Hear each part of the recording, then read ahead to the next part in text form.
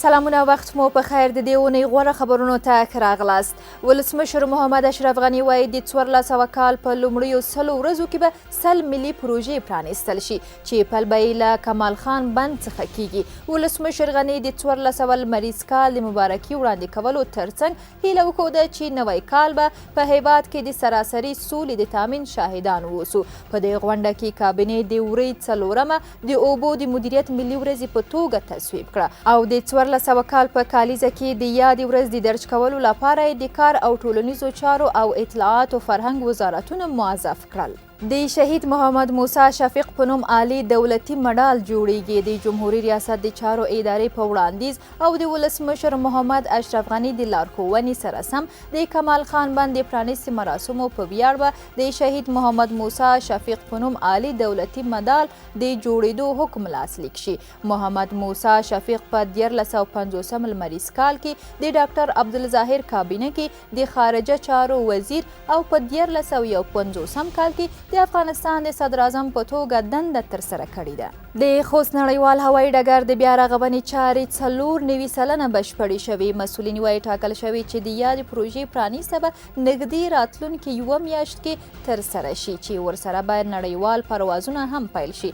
د خوست هوایي ډګر د پراختیا کارونه د 991 میلیونو افغانیو په لګښت د ملکي هوایي چلند ادارې لخوا پرمخ وړل کیږي چې اوس مهال د ترمینل ودانۍ یا ITM اپرون واټر ټاور د وسایطو پارکینګ او د هوایي ترافیکو د کنټرول ساختمان برخې تر کار لاندې دي.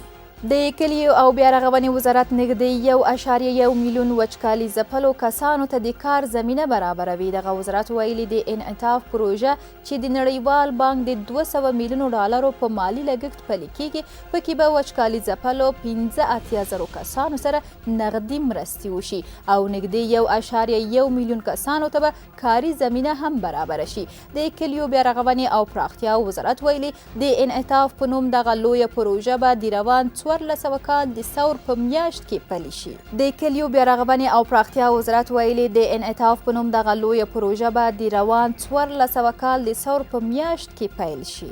جاپان له ساري ناروغیو سره د مبارزې په موخه له افغانستان سره 1.8 میلیونه ډالر مرسته کوي. په افغانستان کې د جاپان سفارت وایي دغه مرستې به د ناروغیو د تشخیص، څارنې او روغتیايي مرکزونو د خدماتو د پیاوړي کېدو په برخو کې وکارول شي او په دې سره به د مخنیوي وړ مړینې چې د انتاني ناروغیو څخه رامنځته کیږي کمی شي. د جاپان سفارت د معلوماتو له مخې دغه هیواد له افغانستان سره له 2001 کال راهیسې د 6.9 میلیارډ ډالرو مرسته کړې ده.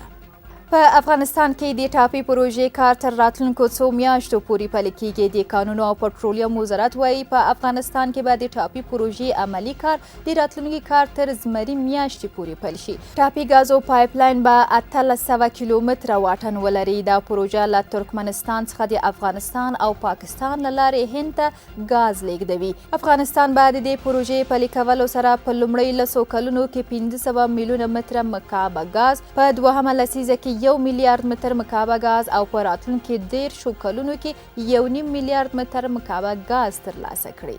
د ګډ محاربوي ښوونیز مرکز څخه 1050 تنه سرتیري فارغ شول. د ملي دفاع وزارت ویلي دغه سرتیري چې 102 ښځینه او 955 تنه نارینه دي د 12 اونیو له پوځي بنسټیزو زده کړې وروسته په کابل کې خپل فراغت جشن ولمانځله. یادو فارغانو ویلي چې د هیواد د ثبات او امنیت په ټینګښت کې هر راز سرښندنو ته چمتو دي. په ننګرهار ولایت کې د مروارید 2 کانال پروژې چارې بشپړې او ګټې اخیستنې ته وسپارل شوې. د دغې پروژې پلي کولو سره د یاد کانال د اوبو لګولو ظرفیت 493 هکټاره لوړ شو چې ټول به 850 هکټاره کرنیزه ځمکه خړوبوي او له دغه کانال څخه به 3350 کورنۍ ګټه پورته کوي. دغه پروژه د PMS دفتر له لوري د څه باندې 2 میلیونه امریکایي ډالرو په لګښت تطبیق شوه چې آبگیر او مغرقي بند، عمومي او فرعي کانالونه، زابرونه، حفاظتي دیوال، ډکي او سرسبزي شامله ده.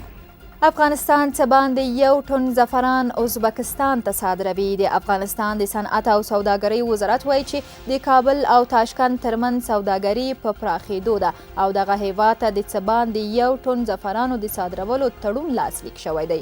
د افغانستان د کرنې، اوبو لګولو او مالدارۍ وزارت د معلوماتو په اساس په روان لمریز کال کې په 8000 هکټاره ځمکو باندې زعفران کرل شوي او لږ تر لږه 21 ټنه حاصل ترې اخیستل شوی دی.